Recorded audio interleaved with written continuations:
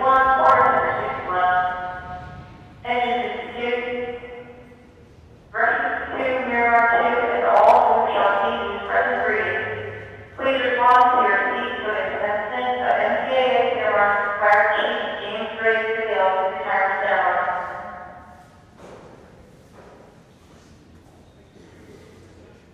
morning, everybody.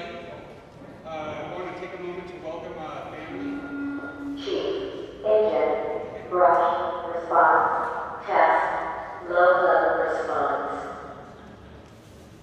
We'll see if we've done it. So, good morning again. Welcome, family, distinguished guests and friends. Welcome to Fire Chief Magill's retirement ceremony. My name is John Meyer.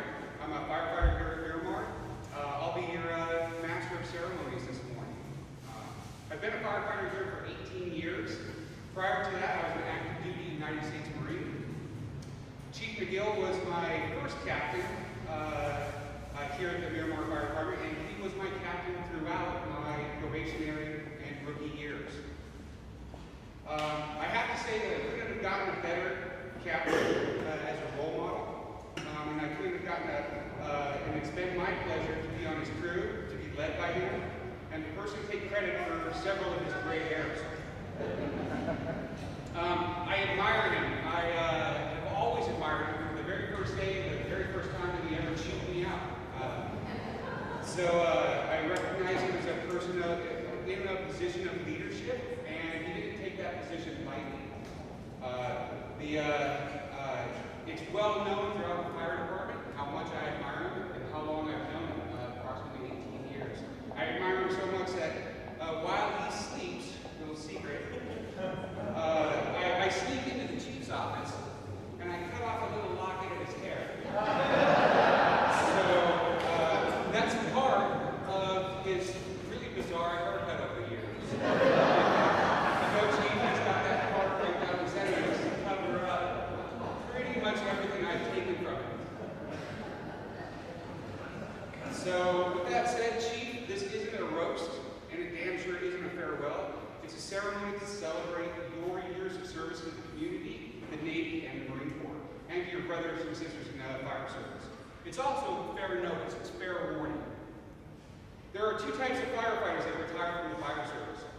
The first type we fondly think of, and we often hear stories about their amazing new adventures, usually in flip-flops on some beach somewhere. And we almost never see them again, which is a shame. The second type we see often. The second type knows that all visits, he should bring cookies, he should bring cakes, or he should bring donuts. He should also know that he will always be welcome here in the parking lot to help him bring in his cookies, his cakes, and his donuts. It's a notice that you're always welcome back out of retirement if you change your mind.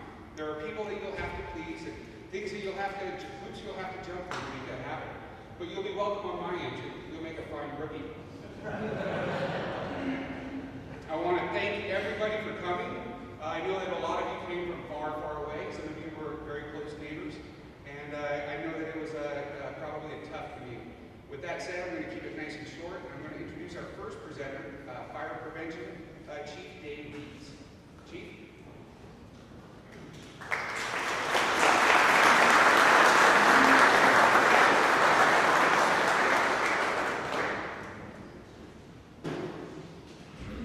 We do have a presentation, a clock that we'd like to present the chief for all Marine Corps fire chiefs. But first, I'd like to just say how much I have appreciated his leadership. I've worked for about 16 different fire chiefs with 9 different military installations, and I can arguably say that Chief Magill is probably one of the best fire chiefs that I've worked for.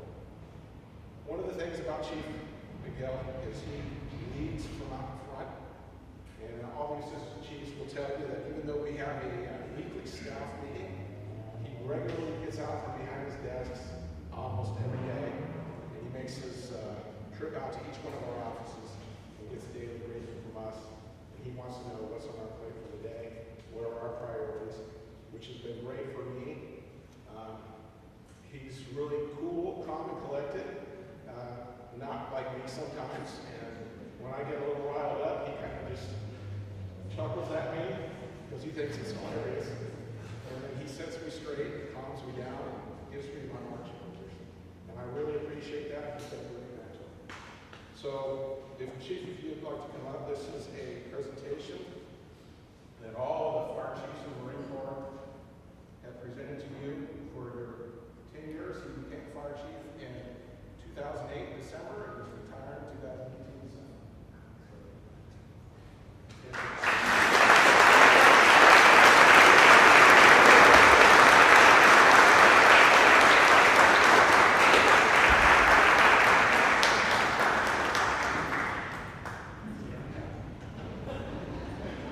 Pretty soon I'm going to talk to him like that on a regular basis.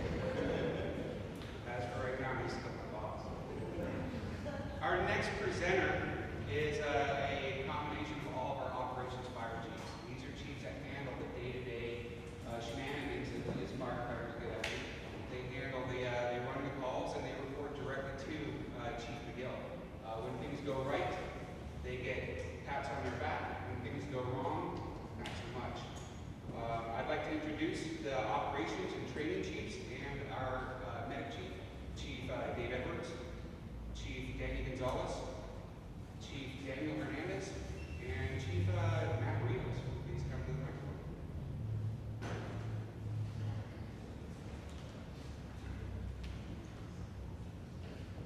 Thanks, John. This is on behalf of all of us as the operations chiefs here. For myself, I've worked with Chief Magill here for 15 years, and for the last 2, he's been my direct supervisor. So it's been an experience, quite an experience, actually. So we've been fortunate enough to have Chief Magill lead our department, have achieved accreditation status 2 times, which is a big deal in the fire service. In the fire service, we talk about pride, ownership, those core values of the fire department. Dedication to the fire service. It's a tradition that we live by. So just a quick story here. Like I said, he's been my direct supervisor for 2 years. Well, last July, last summer, I was working my normal shift. It was a Friday, and Chief Magill had mentioned earlier in the day that he was going to go on vacation with his wife, Eunice here. They were going to go to Arizona for the weekend. They had some stuff to take care of. Sure enough, a brush fire happens in East Miramar, and so I go responding, and I could tell that the fire was going to get large enough to make the proper notifications, contact the fire chief, let him know what's going on. So I'm the new chief, and I'm responding out there going, oh gosh, I don't want to bother Chief Magill. He's going on vacation with his family, and here I am, ready to call. So I'm like, I get out there, I pull over, I see the column building, it's black, it's getting bigger and bigger, and I'm going, this thing's gonna go big. So I pull over, and I start making phone calls. I call Chief Edwards here, the other ops chief, first. I make some other phone calls. I call the dispatch center, let them know what's going on, and I still haven't called Chief Magill. So I get to the fire, kind of size it up. It's already about 50 to 60 acres. We're making a run. So I take my time. I say, hey, should I call Chief Magill? Should I call Chief Magill? Finally, I end up calling him, and I'm a little nervous about it. I know we're going to catch the fire. It ended up being 115 acres. We caught it, but we have lots of resources committed. I'm thinking money, money, money. Dollar signs going through my head. What he instills in me is, we've got to save money. We can't do this. We can't do this. And I'm just watching the helicopters fly over my head. And I'm going, what's he going to think? So I call him. I let him know what's going on. And what he tells me is, okay, I'll be there in less than an hour. So I was like, wow. That took a huge lift off my shoulders. I knew that things were going to happen. He gets there, he stands up the EOC. I'm ordering strike teams. I got resources coming in. He gets food out to the fire line by midnight. That's another story. But so he ends up feeding the troops, making stuff happen. It just was a huge sign to me, that he's dedicated, he's professional, and just shows pride and ownership to the fire department. And I was glad to work for him on that day. As well as, we also talk in the fire service is about trust. You know, it's a big issue in the fire service. We live together, we eat together, and we do everything together as a family. It's our second family. Well, if you don't trust your people, you know, you subject yourself to micromanaging them. I must admit, I have been micromanaged a couple times, but for the most part, he did not do that to me at all. You know, his mission was to train me, educate me, give me what I needed to do my job, and let me go. And on that day, he let me go. So I really appreciate that. Thank you, and you'll be missed.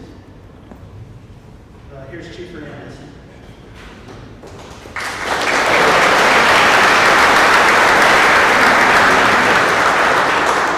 Okay, Chief, I've had the honor of working with you since I began my career here many years ago. About 10 years ago, after you became our fire chief, you entrusted me to follow in your footsteps to be the department's training officer. Very tough act to follow. How time has flown. Your advice, your guidance, your professionalism, and for advice on personal and professional issues will be never forgotten.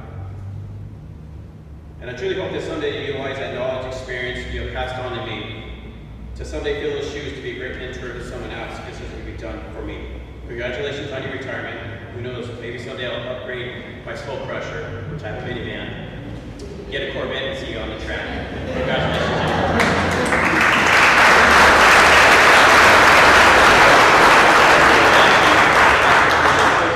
On behalf of the operations chiefs, we have a certificate of retirement. States, to James Greg Magill, congratulations on your retirement from the Miramar Fire Department. With the great sadness we say goodbye, we can only imagine you are excited by your new adventures that await your future. Please know that we will forever remember your dedication, accomplishments, and personal integrity. Again, congratulations on your retirement. We wish you all the best for your future.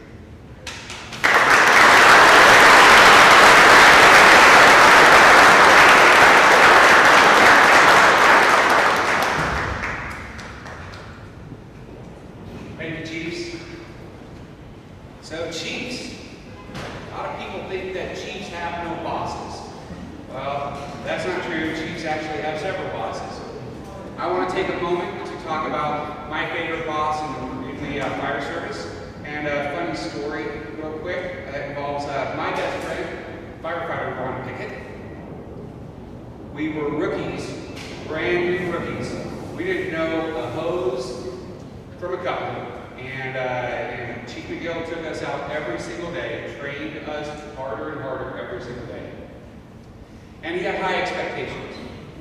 And if we didn't meet those expectations, then we were oftentimes met with the Magill groan and shuffle, which sounds a lot like this.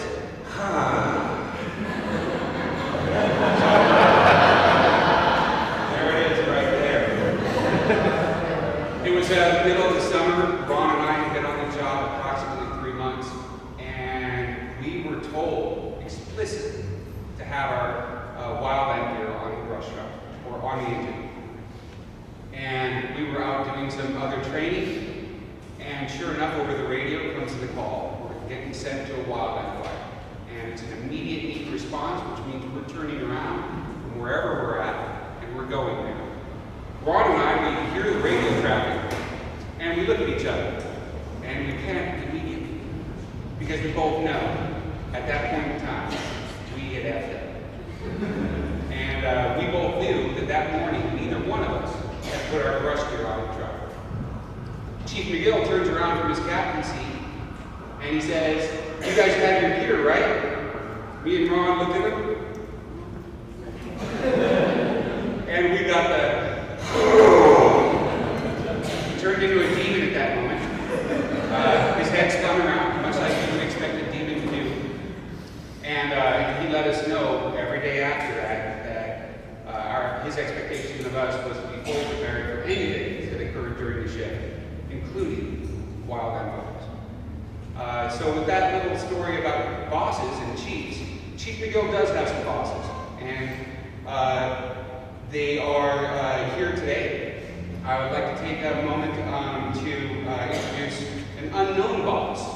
And and that is the International Association of Firefighters, the union that governs many decisions that are made in a firehouse.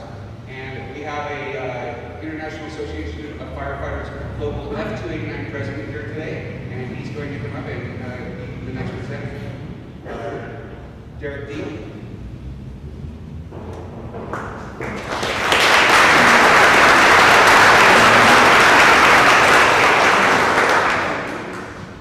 Thank you. Good morning. I'm Derek Dean, the president of the Miramar Professional Firefighters IFF Local F289 here at the Marine Corps Air Station Miramar. Let me first thank you for allowing me to represent and speak on behalf of all members of the local F289. When I was first told that there was going to be a big retirement ceremony, I was all for it and was excited. And then I was told that I would be speaking, along with the higher ups from the base. And I immediately checked through my calendar to see if by chance I had scheduled any annual leave. I'm not very good at speeches. I tend to get real red-faced. And yes, Ramos, my hands are a little shaky. So bear with me. That all being said, being given the opportunity to represent the membership and given a chance to bid a happy farewell to a fire chief that has earned and deserves our respect, I couldn't turn down the opportunity to honor you. Fire Chief Greg Magill took over from retired Fire Chief Jerry Sack, and those of us that worked under Chief Sack became accustomed to a lot of the ways that he did things. And we all knew that Chief Magill had some big shoes to fill, especially since to this day Chief Sack still sends his opinion and information and advice via email at least once a week. So Chief Magill, we'll be expecting your emails on Monday. Fire Chief Greg Magill took on not only replacing Chief Sack, but also making Miramar Fire his own, and doing his best to make it even better. Chief Magill has not just been a fire chief, but has risen through the ranks here at Miramar Fire, and has earned himself a lifelong remembrance of duty. Chief Magill has been the president and an executive board member of the IFF Local F289, and assisted with the negotiations of two different union contracts, one being the contract that we currently function underneath. Under the leadership of Chief Magill, we have made many advances as a department. We now have firefighter paramedics assigned to each crew, providing the highest quality of emergency medical care possible. We have state-of-the-art rescue tools and equipment, and we are functioning in a fashion that nearly mimics our surrounding departments, which is important for them to know that they can rely on us and count on us. And through the years, we have proven that we can, by providing mutual aid for fires and EMS and supporting strike team assignments alongside them. We have made considerable advances as a whole and became just the second Marine Corps Fire Department in the nation to obtain international accreditation by the CFAI, and have been reaccredited just last year. Anyone that has risen through the ranks or has held a position at the top can attest that there is so much that goes on behind the scenes that is never known or remembered, and no one will ever know what it really took and at what cost. But that is all part of one of Chief Magill's mottos that he has instilled here at Miramar Fire, and something that we will continue to abide by long after he has left us, which is pride, which stands for professionalism, respect, integrity, dependability, and enthusiasm. All these qualities are what we stand for here at Miramar Fire, and what we expect from one another, and what we look for in our new hires. But most importantly, it's something that Fire Chief Greg Magill has and has instilled and encouraged here at the Miramar Fire Department. And for that, we give you our highest esteem and grateful acknowledgement for your 21 years of faithful, loyal, and dedicated service to the Marine Corps Air Station Miramar Fire Department. I'd like to present you with a couple of small items of our appreciation.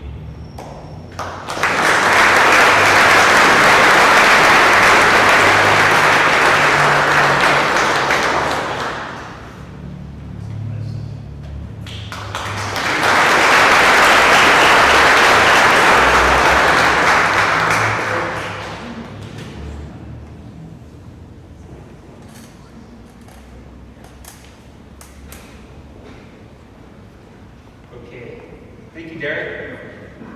Back to Boston. Chief, you've been a great leader for us over the years. You've been a mentor to me, and I'm sure that along the way you've had your own mentors. As a former active duty Marine, one of the greatest things I can do is recognize your bosses and the jobs that they do. You think it's tough corralling them, they tell me it's tough, or you think it's tough corralling us, but they say, are you tough corralling them sometimes? With that, I would like to introduce the Provost Marshal of MCAS Miramar, Lieutenant Colonel Savali.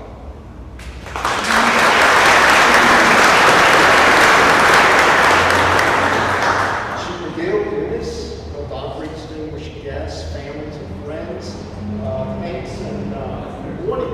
Thanks for joining us here at the home of the Brave Station 61. It's great to see such a full house here today, standing room only, and very heart-touching to see all the support that Chief Magill and his wife has with the presentations. Very deserving and not a surprise at all.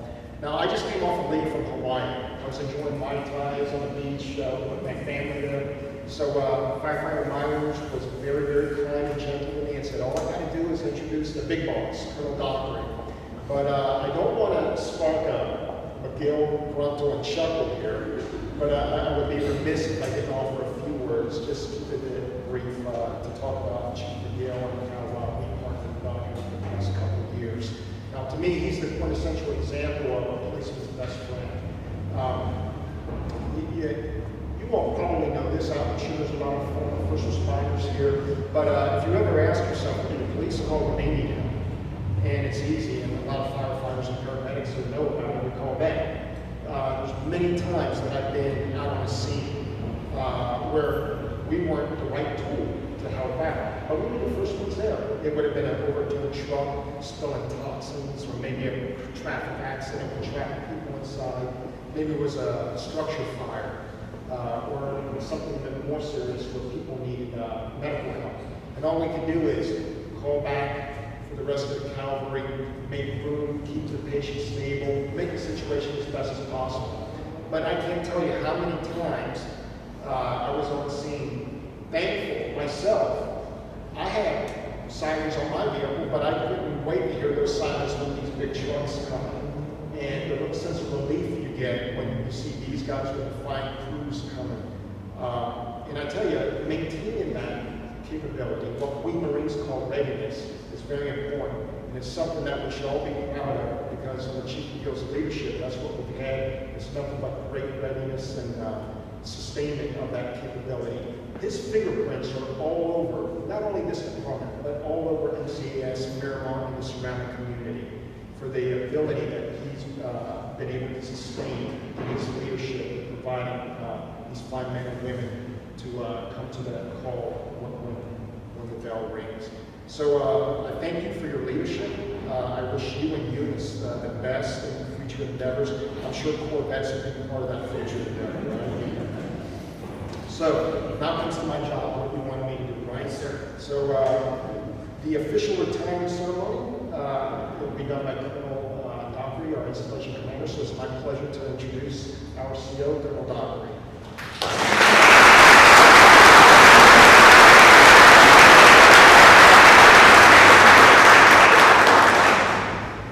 Okay, so when I got here earlier, I was in the back, and I was looking at pictures, and I was like, I didn't know Freddie Mercury was in the Miramar Fire Department. And nobody said, no, Chief McGill.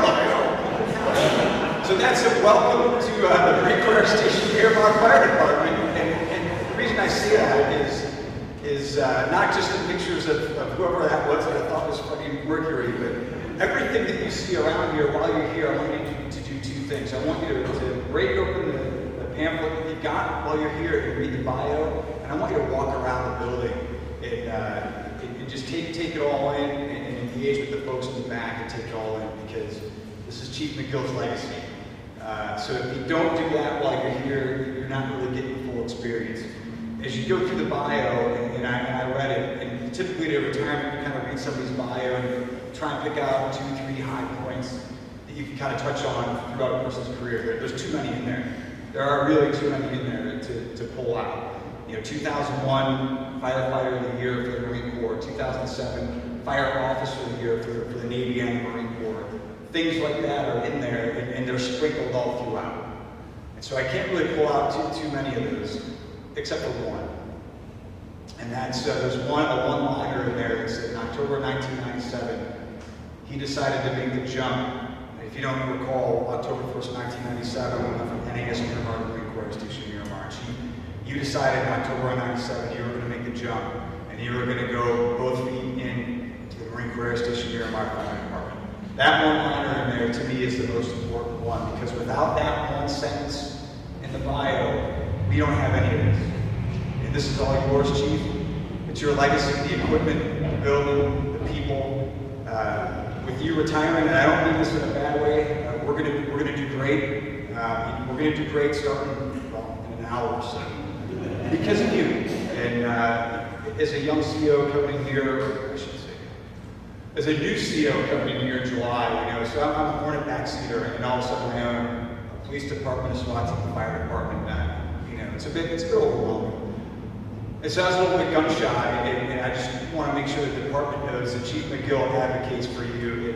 And yes, he's not tough to corral, but he's good. He advocates for you. And at some point, I kind of put the brakes on him a little bit because I was a bit gun shy. And he finally came to me and said, "The natives are restless. They want to do their job. They want to get out. They want to do stuff. They want to fight fires." And he convinced me, and I said, "Okay, Chief, you got it. You don't need to ask me. You just said them. You go do it, and back brief me and tell me when you did it." Because I knew who he was, and I had that full faith and confidence in him.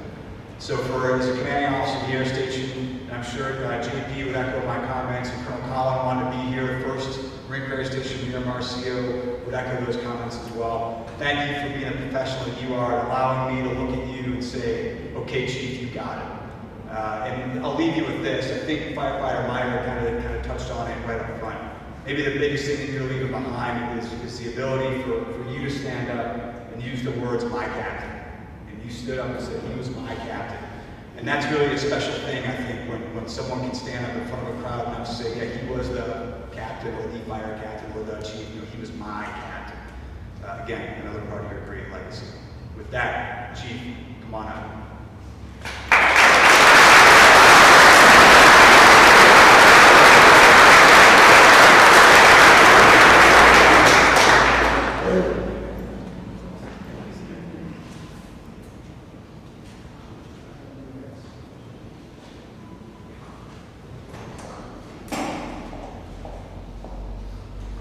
Everybody, I'd like to take notice.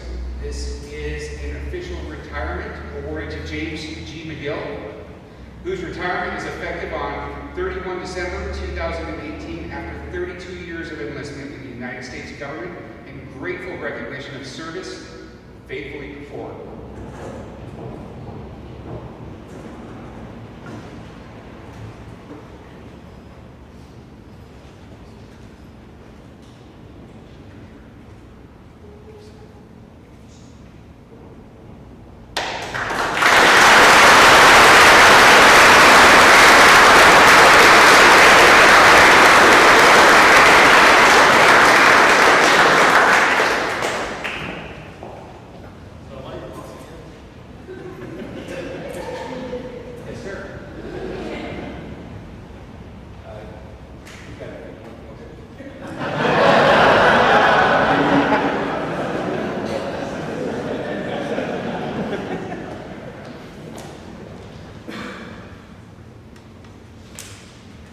For those of you who don't know, the United States Marine Corps is 243 years old this year. And the Marine Corps is worldwide, they're known for being the 911 force. They can be anywhere in the world in a moment's notice, which came to be important with Chief Magill's retirement, because it seemed to some of us that he gave us a moment's notice to prepare for this. With that said, there are a few awards that are, or a few things that are in the mail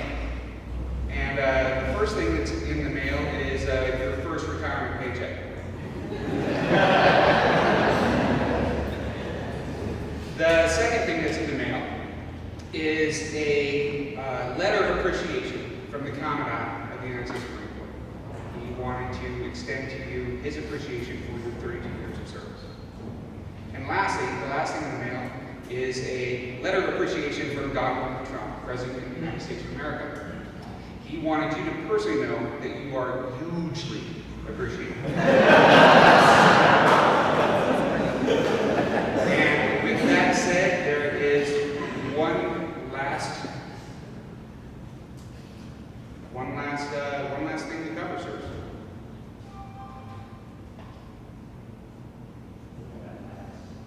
Oh.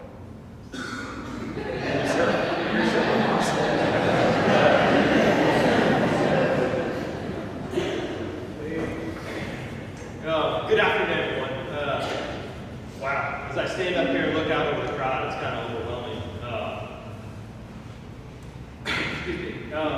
First, I'd like to have Derek Dean with the union come up. I've got a couple presentations and thank yous I'd like to award. So if Mr. President, you can come up.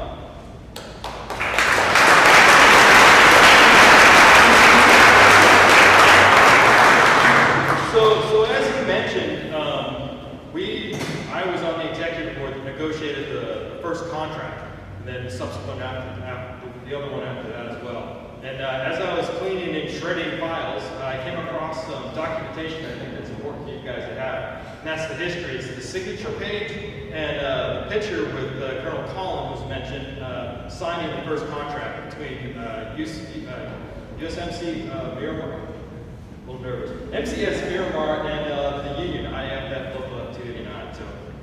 Yeah,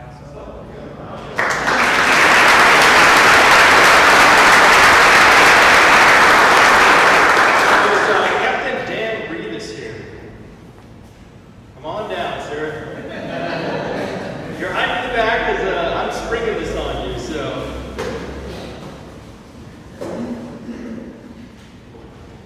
So as was mentioned a couple times, there are some of us that have been around since the beginning. And in naval tradition, when a ship is first sent to sea, that first crew that's on the ship is called a plank owner. So there's a unique set of us that are considered plank owners. And on behalf of that, with my retirement, I am passing that on to the last plank owner. And I'll read the plaque. It's too small here, I gotta read it from here. But it says, the last plank owner, Captain Dan Rivas, December 31st, 2018. On October 1st, 1997, 24 firefighters voluntarily separated from Fed Fire to lay the keel for a new fire department, MCAS Miramar. Being one of those 24 makes you a plank owner. The foundation that was laid was a solid one, and around it we built the MCAS Miramar Fire Department. With hard work and dedication, we earn the respect of our colleagues and as a progressive professional fire department. With new firefighters check aboard, it's the plank owner's responsibility to educate them with the struggles and sacrifices that were made in the beginning. As the years have passed, many plank owners have retired or moved on to other opportunities. With my retirement on December 31st, 2018, you will be the last plank owner.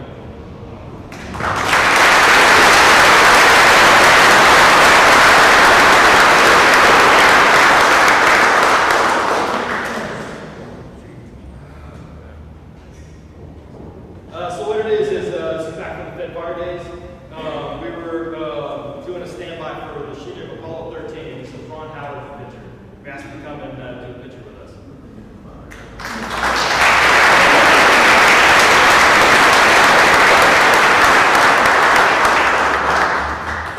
So one more before I get to my 30-minute speech. And that's Fire Chief Tommy Thompson. Come on up here, please.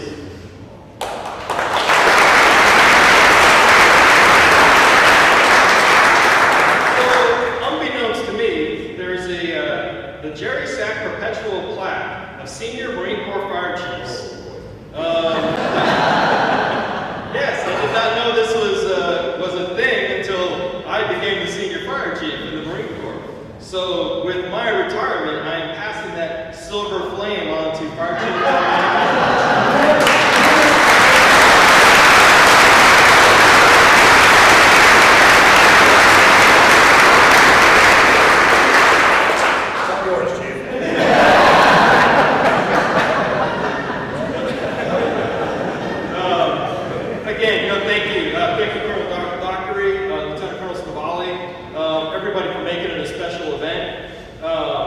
Deputy Chief Shibley and firefighter John Meyer for coordinating everything and getting all the moving parts going here. Colonel Farnham, thank you for taking time out of your busy day to come. Really appreciate that. And thank you to all the department heads, family, friend, my colleagues that are here, and my brothers and sisters in the fire service. Thank you for being here. It means a lot. It really does. And a special shout out to my mom and dad, Jim and Terry Magill. They couldn't be here for health reasons, and my brother also is an EMS supervisor in Baton Rouge. And thank you to MCCS. Yes, Sid, you can put that in writing. I am thanking you. And Almera for really bringing all the food and everything and what we're going to enjoy after we're done here. So thank you. I have a confession. I burned the field of grass down when I was a little kid twice. But it was one of those, let me show you something moments. So, but you know, growing up, I didn't have like a burning desire to be a fireman or anything. But I did have an experience, I think, that affected me more than I realized. Then it was the summer before I went into high school. We had a fire in the basement of our house. I did not have anything to do with that. But I remember my mom telling me that she was amazed that I felt the door for heat before I actually escaped and left the house. So I guess it just sort of came naturally. My first experience as a firefighter came in the Navy. I was part of the repair locker team, which is the fire department for the ship. I found myself excelling at that, started out as a hostman, and eventually was in a leadership overseeing the running of the repair locker. After the Navy, I had a couple jobs before I decided I needed a career. I reflected back to my Navy days and the experiences I had there and decided I was going to be a fireman, because everyone loves firemen. So I called local fire department, asked them about being a fireman. There's a pause there. The receptionist said, yeah, you and 10,000 other applicants for the 3 positions that we have. So you're saying there's a chance. I was a little naive, but determined. I knew I had to make myself a better candidate. I needed to go to school, take some fire science classes, and get a job that was more related to the fire department. So I picked up the yellow pages, that naive determination again kicking in. And I looked under F for fire, and I came across A1 fire protection. Gave him a call. Kent McCarty hired me. And Kent and Jill, over the years, you laid a solid foundation for my fire service career, so I thank you for that. The first firefighter job was with Federal Fire San Diego, right here at NAS Miramar. Back then it was Top Gun. And on my first day, myself and another new firefighter, J.D. Hartman, were doing our check-in. We were at the station captain, and an aircraft emergency came in. So we got in the rig with the station captain, responded out there, and all of a sudden, here we are, we're standing under an F-14 as it's turning up that has landing gear problems, and learning how to ping an aircraft. Now, if you've ever been under an F-14 when it's running, it's loud, there's exhaust and turbulence everywhere coming into the intake, expelling out of the back. So we got done with all that, and we kind of looked at each other and said, man, what the heck are we doing? What did we get ourselves into? This wasn't like the movies. There was no fire. There was no glory. There wasn't even a cat to save.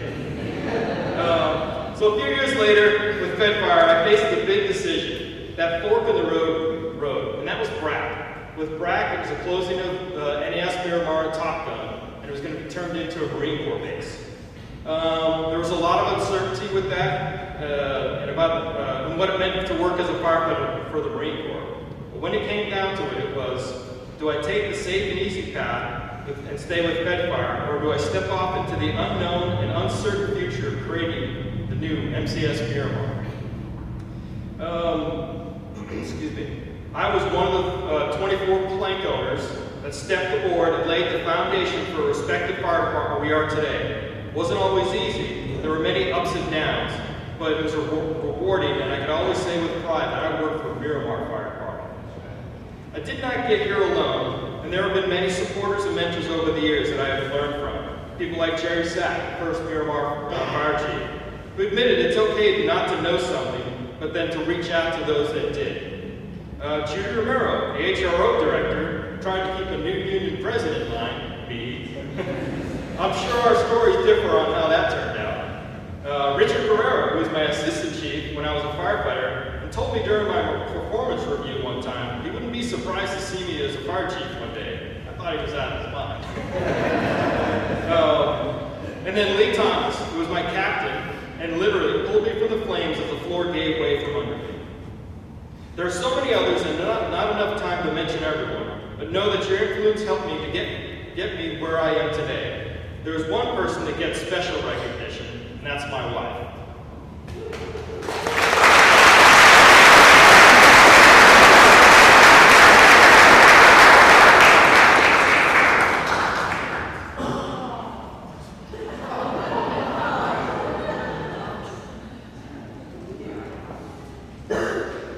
Without her support, I probably wouldn't be standing here today. Thank you. Spouses are the unsung heroes. While we're out there getting all the glory, they're home keeping everything together on the home front, doing all that mundane stuff that keeps a house and a family going. The work schedule for firefighters is not a 9 to 5. Sometimes it's measured in days. And there are times that when you have planned for your days off, that they change in an instant. And I've made those last minute calls to her saying, hey, I'm going to a fire. She knew that meant I could be gone for 14 to 21 days.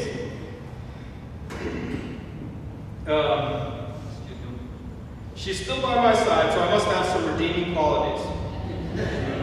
As I go out of service from the fire department, enter the ranks as a pro-re retiree on the home front, she's going to be my new boss.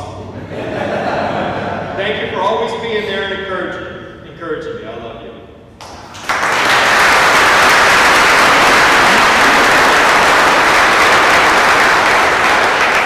When I announced my retirement to Lieutenant Colonel Stavali and Colonel Dockery, they asked me, what are you going to do now?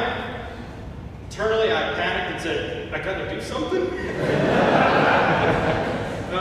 At first, I muddled through a response, but after I had some time to reflect on all those life events that I missed out on because I was working Christmas, birthdays, and all the holidays, I knew what I was going to do in retirement. Even though it's been a rewarding career, my career has dictated what I do in my life.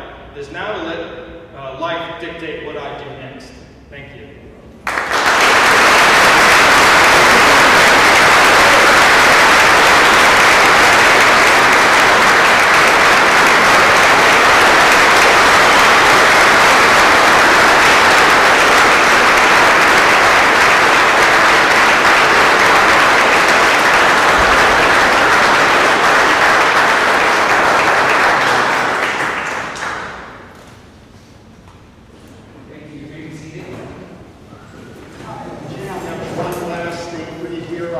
Invite all the assistant chiefs up, please. All the fire assistant chiefs, Deputy Chief Shipley, and also Mr. Gill. Mr. Gill? Hello, Mr. Gill. You didn't know this. All right, so Eunice, we have a small token of our appreciation that we want to share to your husband here for all he's given to our department, the whole PMO and fire team. Now, I know it looks large over there, so I hope there's some space in the house that you'll allow him to keep it in. But here it is for the whole PMO fire team. So, Chief, I was very close here. If you don't mind helping the Chief Magill unveil it there, and I think the folks here on this section have the best view of it.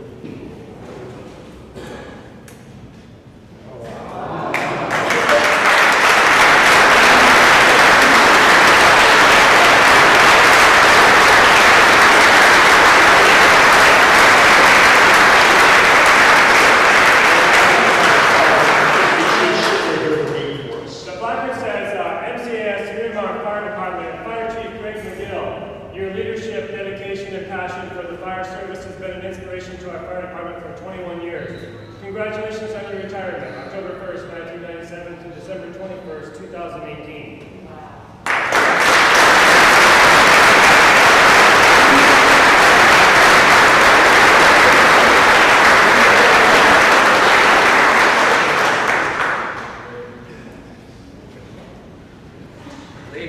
gentlemen, I want to take this one last opportunity to thank you all for being here. If you'll remain seated for one moment, we will tone out Chief Magill for his last comment. Medic, wall center, response, test, low level response. Chief, engine, medic, brush, response, test, low level response. President here, Soldier Victoria Mountain, you serve underlying our purpose. Will all who have omitted this proceeding, please stand and welcome James Grayson Hill to the civilian flag. Chairman, following please, Greg.